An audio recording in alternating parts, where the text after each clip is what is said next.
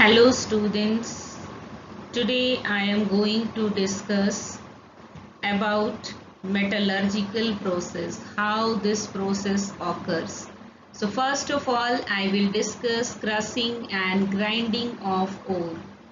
So before proceeding for extraction, first of all, huge lumps of ore which we are getting from earth crust are graded and crushed to reasonable size till particular size, and afterwards they are pulverized in a stamp mill. Pulverized means it should be converted into powdered form, or should be converted into powdered form through this stamp mill. Just look at here, through this it will be converted into powdered form. It is just like looking like flour mill.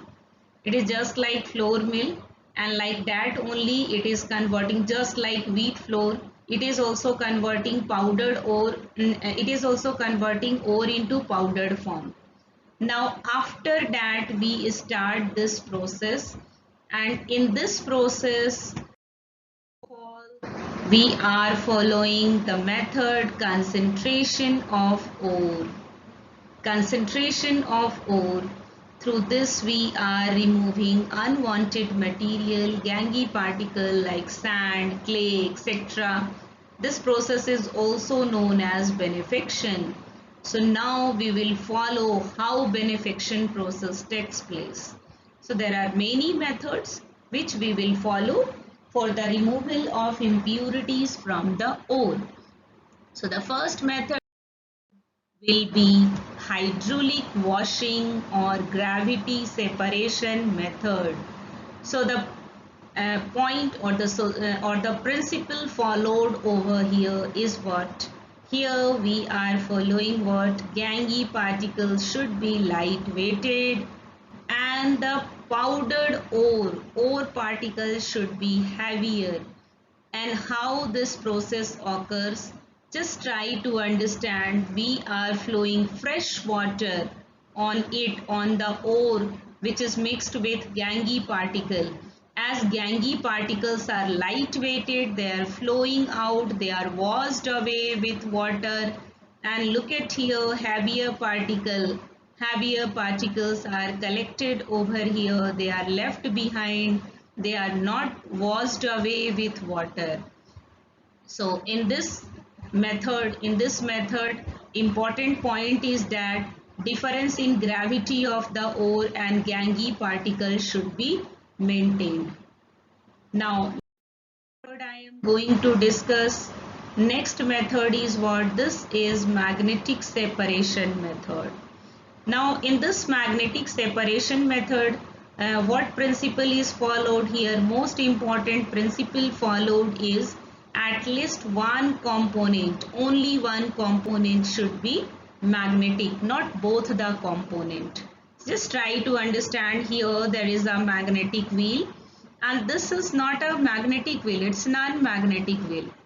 On this magnetic roller, when ore is coming, either gangy particle is magnetic in nature or ore particles are in magnetic nature. So magnetic particles are collected over here. Magnetic particles are collected nearby.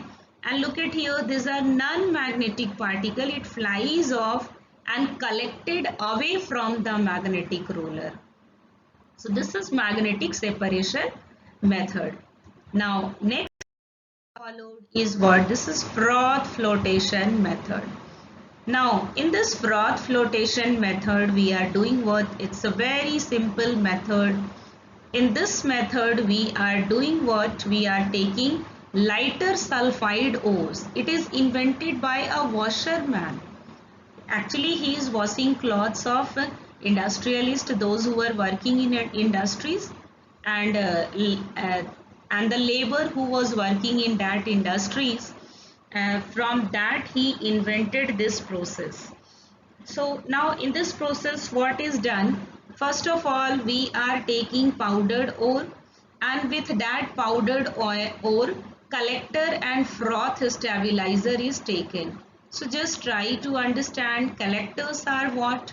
Collectors are normally oil. it is having non-wettability of mineral particle.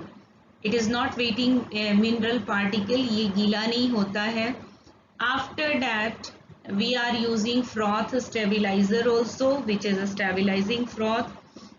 Now when air is passed through it, when air is passed through it due to air pressure, this paddle wheel is hesitating. Look at here, ore, oil and even water is also added. Afterwards, due to air pressure, when this paddle is hesitating, then froth formation occurs. And as sulfide ores are lighter and they are not heavier in nature, they are collected upside with froth. Ores are connected with froth, sulfide ore, and water is flowing out from downward outlet. Here we are making one outlet, water is removed from that, and with froth we are getting sulfide ore which is separated out, and then to recover that material particle we are drying it. But now just try to understand, here there is a twist. If there will be two sulfide ore, then what shall we do? If there will be one sulfide ore, then there is no any problem. This method will be followed easily. But if there will be two sulfide ore, in that case what we will do? In that case we will use a reagent which will prevent one of the sulfide ore particle from coming to the froth. It is not allowing that sulfide ore to coming to the froth. So suppose one of the example we will take, one ore is taken, it is containing ZNS and PBS. ZNS and PBS both are sulfide ore.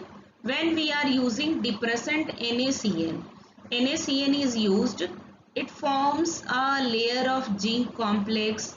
It is Na2ZnCN hol 4. Tetracyano, it is what? Here there is CN hol 4. You have not studied coordination compound till now. So 4 CN is there. So it will be tetracyano. Isn't it? So it will be sodium tetracyanozincate. Sodium tetracyanozincate complex. This complex formation takes place on the surface of ZNS, and that is why ZNS that does not mix with the froth and allows only PBS to come with the froth, and PBS is separated out.